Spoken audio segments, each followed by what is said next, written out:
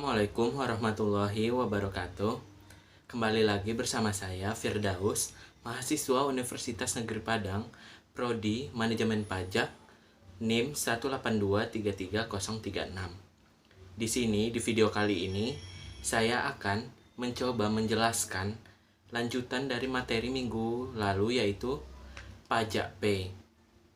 Di sini ada submateri yang akan saya perjelas, yaitu pengertian dari pajak P itu sendiri. Yang kedua adalah latar belakang hadirnya pajak P itu sendiri. Yang ketiga adalah tujuan dan manfaat dari pajak P.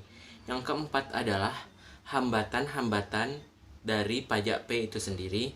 Yang kelima adalah perbandingan fitur pajak P dengan metode penyetoran pajak lainnya. Yang keenam adalah bentuk penerapan dari pajak P. Materi terakhir yaitu adalah bentuk aplikasi dari pajak P itu sendiri. Jadi, tetap stay tune di video kali pertama, yaitu mengenai pengertian dari pajak P itu sendiri. Sebenarnya apa sih pajak P itu? Pajak P adalah aplikasi yang dapat kita gunakan untuk hitung setor atau lapor pajak secara online yang dilakukan oleh satu aplikasi. Maksudnya satu aplikasi yaitu adalah fitur yang digunakan untuk melakukan pembayaran cukup dengan satu kali klik, dan penggunaannya bisa kita lakukan dengan gratis di mana saja dan kapan saja. Yaitu adalah penjelasan mengenai latar belakang hadirnya pajak P itu sendiri. Mungkin teman-teman sebelumnya sudah mengetahui bahwa pembayaran pajak secara online atau elektronik ini bisa kita lakukan mulai dari tahun 2013, tetapi sistemnya belum sempurna. Pembayaran pajak secara elektronik ini bisa kita lakukan melalui ATM terdekat atau anjungan tunai mandiri, di mana sistem ini dikenal dengan ID billing dari Dirjen Pajak itu sendiri. Tetapi sistem ID billing yang diterapkan untuk melakukan pembayaran pajak secara elektronik ini masih sangat terbatas. Hanya beberapa jenis pajak yang bisa kita bayarkan, seperti pajak penghasilan. Itu pun hanya bank-bank yang terpilih saja yang bisa melakukan pembayaran pajak secara online ini. Namun, seiring berjalannya waktu, pemerintah mencoba untuk mengembangkan dan mengeluarkan sistem baru dengan melakukan perbaikan SSE Pajak versi 2 dan SSE Pajak versi 3.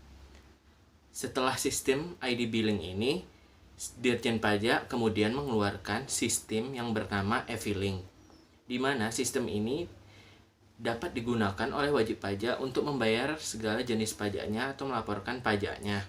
Sistem ini dikembangkan pemerintah terkait wajib pajak di website Dirjen Pajak itu sendiri.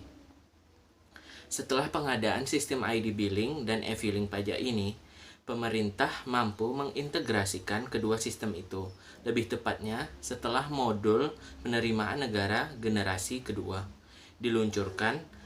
Perintegrasian kedua sistem tersebut membuat Dirjen Pajak meluncurkan yang namanya situs DJP online itu sendiri. Tiga, yaitu adalah tujuan dan manfaat dari pajak P itu sendiri. Yang pertama, saya akan memaparkan apa sih tujuan dari pajak P itu sendiri. Di sini, tujuan dari pajak P itu sendiri adalah untuk memudahkan wajib pajak dalam melakukan pembayaran dan untuk membantu wajib pajak untuk meningkatkan kepatuhan dalam membayarkan pajak, sehingga pajak itu akan lebih optimal dan akan berpengaruh kepada pendapatan negara itu sendiri. Manfaat dari pajak P itu sendiri. Manfaat dari pajak P begitu banyak. Salah satunya itu adalah bayar pajak kita bisa lakukan di mana saja. Yang kedua itu adalah hemat waktu dan bebas administrasi. Yang ketiga, dapat melakukan top up hanya dalam satu kali.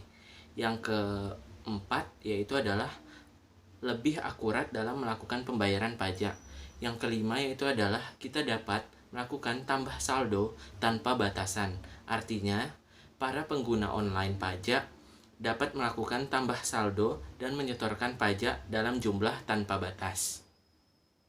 Materi selanjutnya itu adalah materi keempat, yaitu adalah hambatan ketika kita mau melakukan pajak P.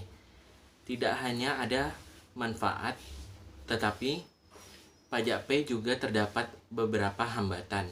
Yang pertama adalah hambatan dalam mengakses server yang kita gunakan, dikarenakan banyak orang yang mengakses server yang sama sehingga terjadi lambat atau server yang kita pakai tidak berfungsi dengan sempurna. Yang kedua yaitu adalah kesalahan dalam memasukkan nomor NPWP, maka portal pajak tidak dapat menerbitkan ID billing nantinya.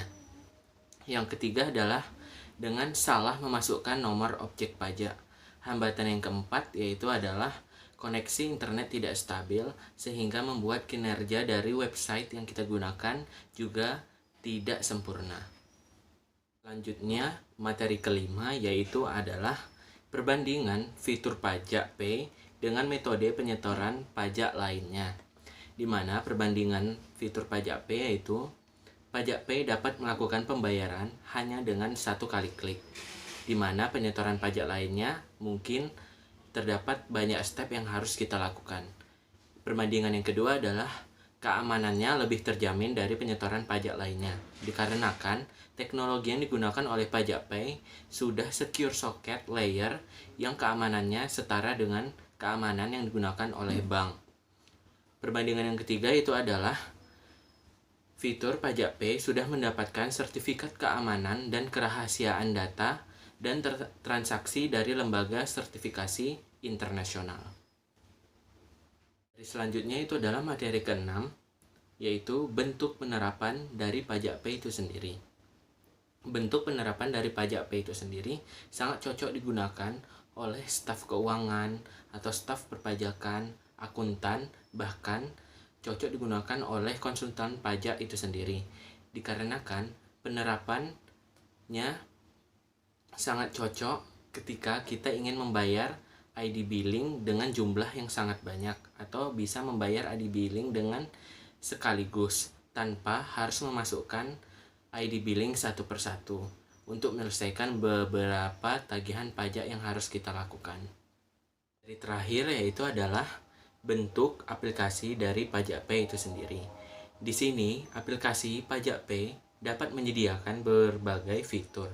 Di antaranya adalah fitur cek saldo yang berguna untuk kita bisa melihat saldo yang kita miliki.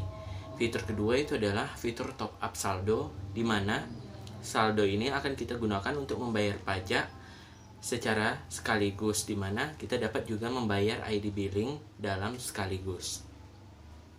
Mungkin video kali ini sampai di sini. Hanya itu yang dapat saya sampaikan. Semoga teman-teman dapat mengerti dari materi yang sudah saya sampaikan. Jika ada kesalahan, saya mohon maaf. Saya akhiri. Wassalamualaikum warahmatullahi wabarakatuh.